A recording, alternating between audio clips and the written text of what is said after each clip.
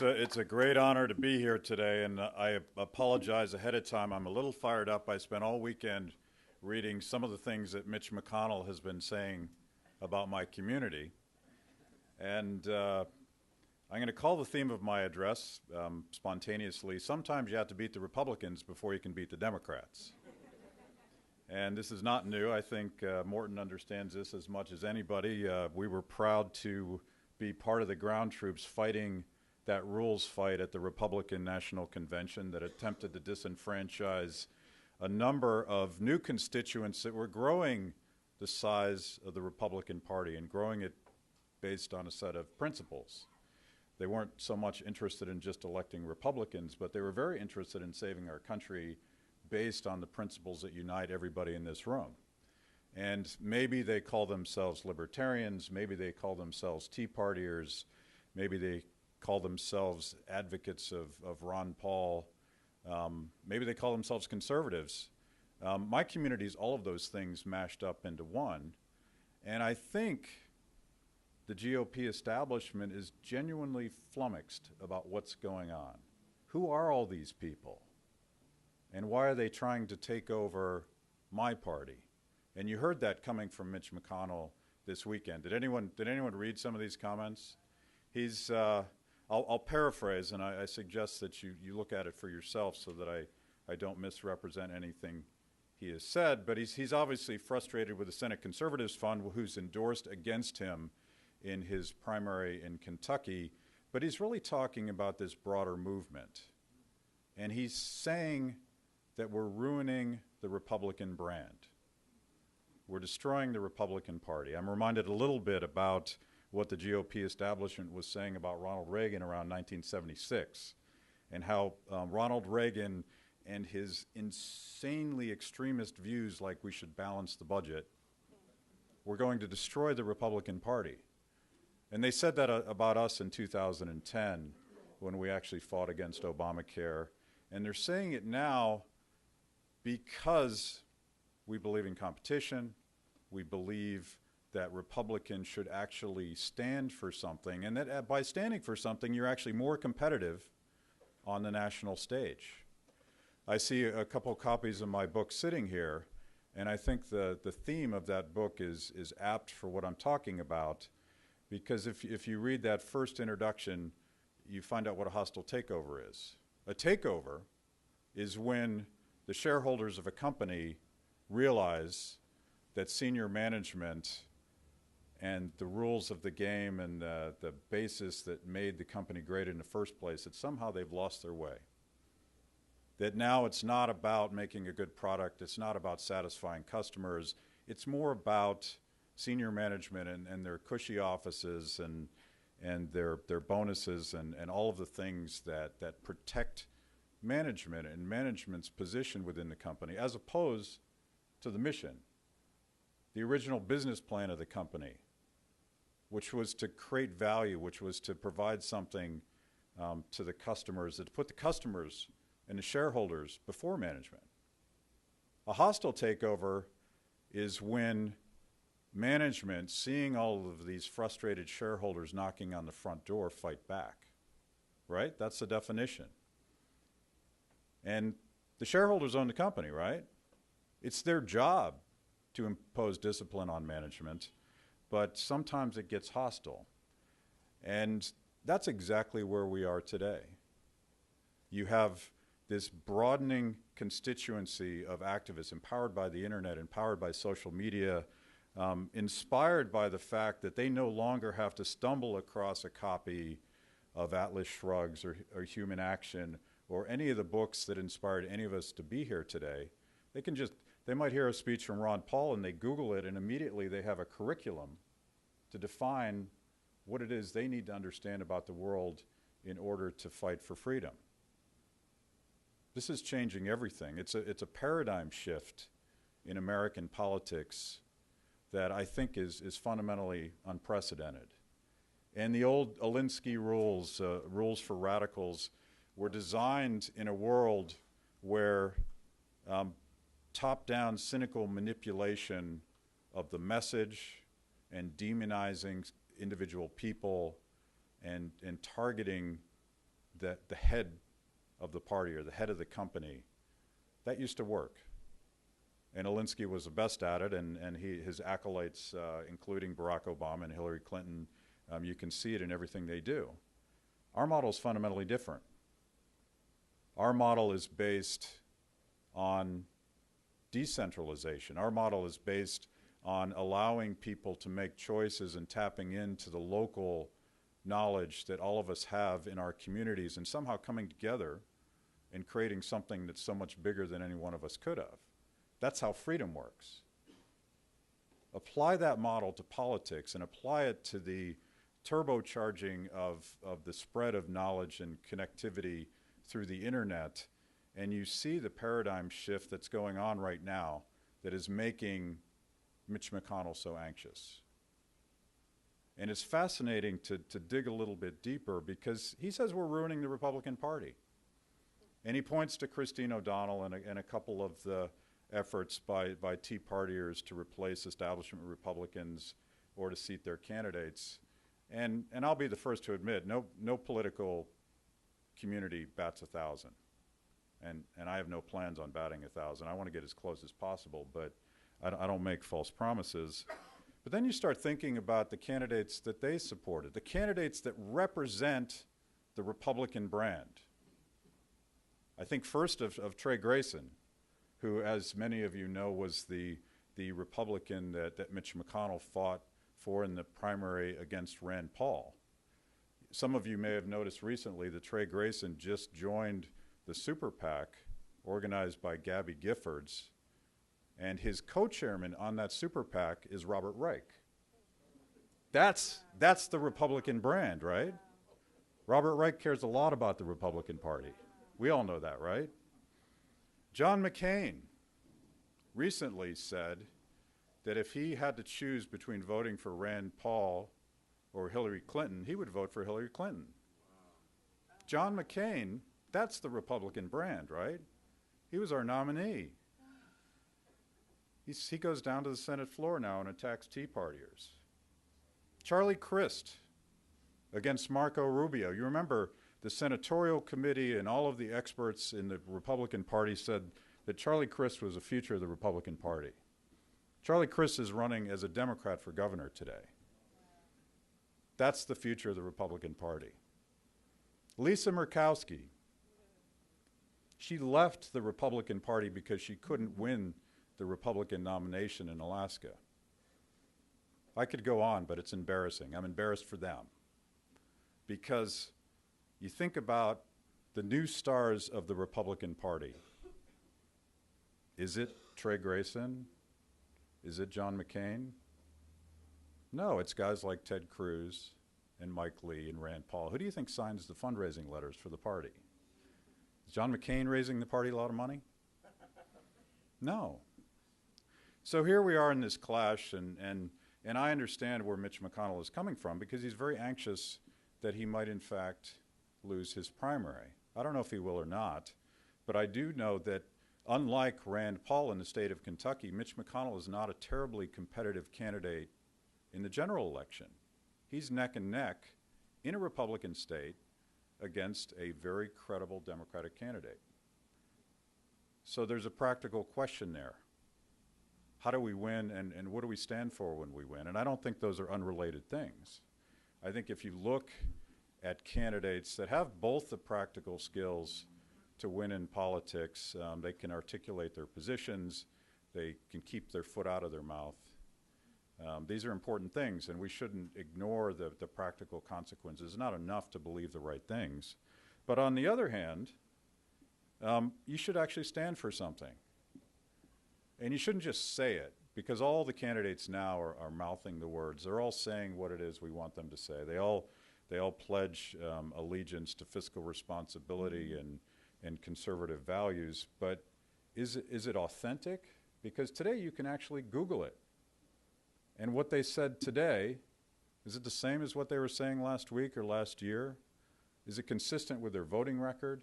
Is what they were saying back in their home state consistent with what they did when they came to Washington, D.C.?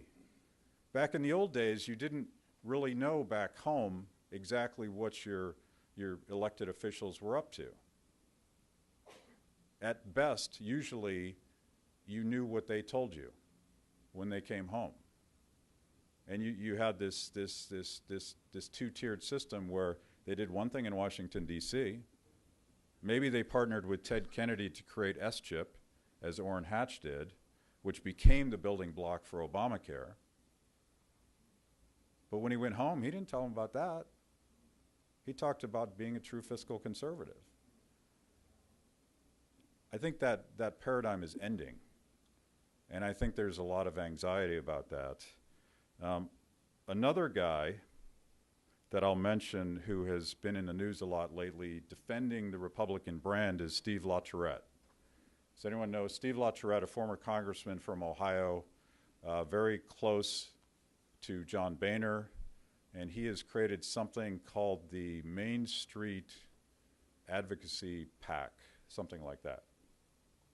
And Steve LaTourette has specifically said he's going to go after the Tea Party because the Tea Party is ruining the Republican brand. He's going to go after the Club for Growth. He's going to go after FreedomWorks. He's going to go after the Senate Conservative Fund because Steve LaTourette is going to save the Republican brand. The biggest check that his super PAC has received so far is from the unions. And this particular union PAC that gave to Steve LaTourette's PAC to save the Republican Party gives to Democrats 6-1. So I didn't do good in math, but Steve LaTourette was recently on a panel, and by the way, Steve LaTourette is now a lobbyist, and it's important to understand that. A lot of the old guard of the GOP that are so worried about the Republican brand make their living as lobbyists in Washington, D.C., and you know some of them. Obviously, Haley Barbour's a lobbyist, and Ed Gillespie's a lobbyist, and all of these people that are critical of the Tea Party and surrounded around Mitch McConnell, they're lobbyists. Steve LaTourette's a lobbyist. And a couple days ago, let's see, what's the date on this? November 23rd. He was back in his home state of Ohio, speaking in Cleveland on a panel put together by, I think, the local government. I'll send this around, and maybe we could distribute this article. But he's worrying about the Republican brand, and he's on a panel with, it's important to get this right. Former Representatives Louis Stokes and Mary Rose Okar, and a few others. And those of us who have been around for a while, those were the names of the left of the House Democrat caucus back in the day. And he says, Steve LaTourette on this panel with these folks says, quote, "The brand of earmark is a bad brand. It's almost as bad as the Republicans today, but not quite. Earmarks aren't inherently evil. Mary Kaptur is the second-ranking Democrat on the House Appropriations Committee." Quote from Steve LaTourette, "What an opportunity for Northeast Ohio. Imagine what she could do if she had the ability to direct funding." Stokes agrees. "The four of us believe in bringing money home."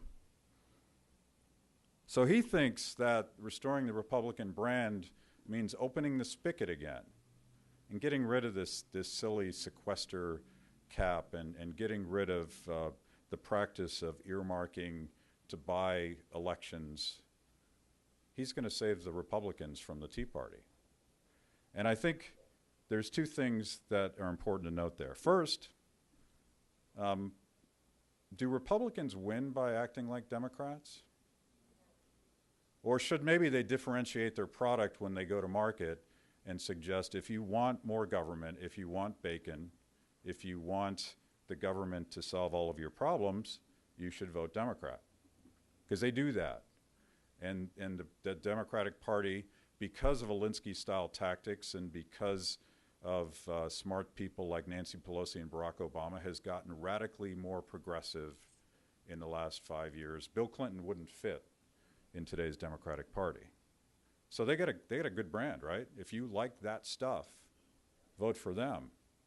But maybe Republicans win when they stand for something else. And sometimes it's difficult. It's difficult to actually explain how freedom works as opposed to an empty promise of free health care, right? It's a little bit harder. You got to work a little bit harder. But I think what we've demonstrated in the last 2 cycles is that people that stand for something can actually win.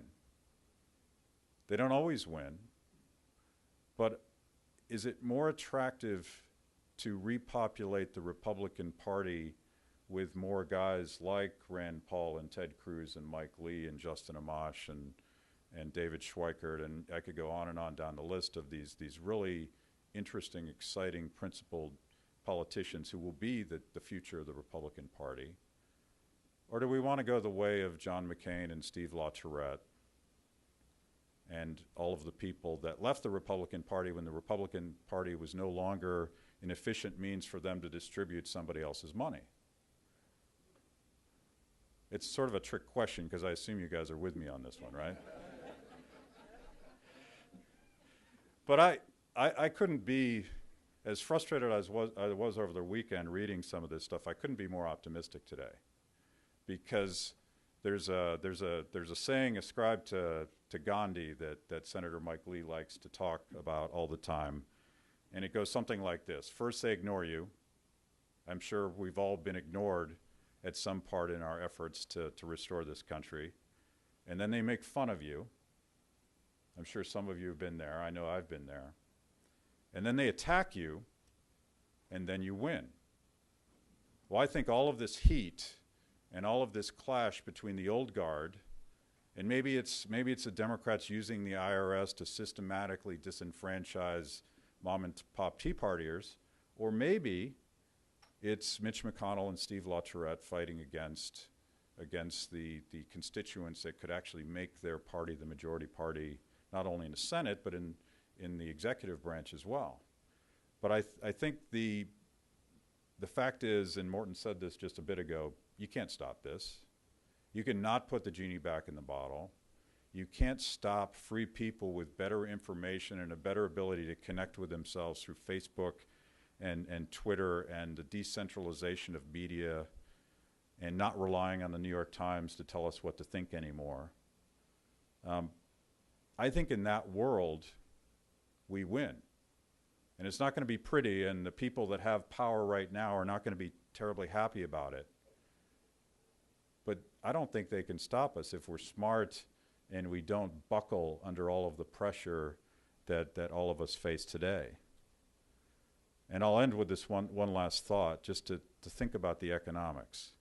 The old rules, public choice economics talks about the rules of concentrated benefits and dispersed costs. And that's a fancy way of saying that insiders have a way of gaming the system, and they show up to Washington, D.C., and they become buddies with the committee chairman, and they get their earmark and their carve-out in the tax bill, and they benefit, and it naturally grows government. And the rest of us pay the dispersed costs. In other words, taxpayers and people that work for a living and people that would rather ignore Washington, D.C. get screwed. The internet changes that. The currency of the insiders is information.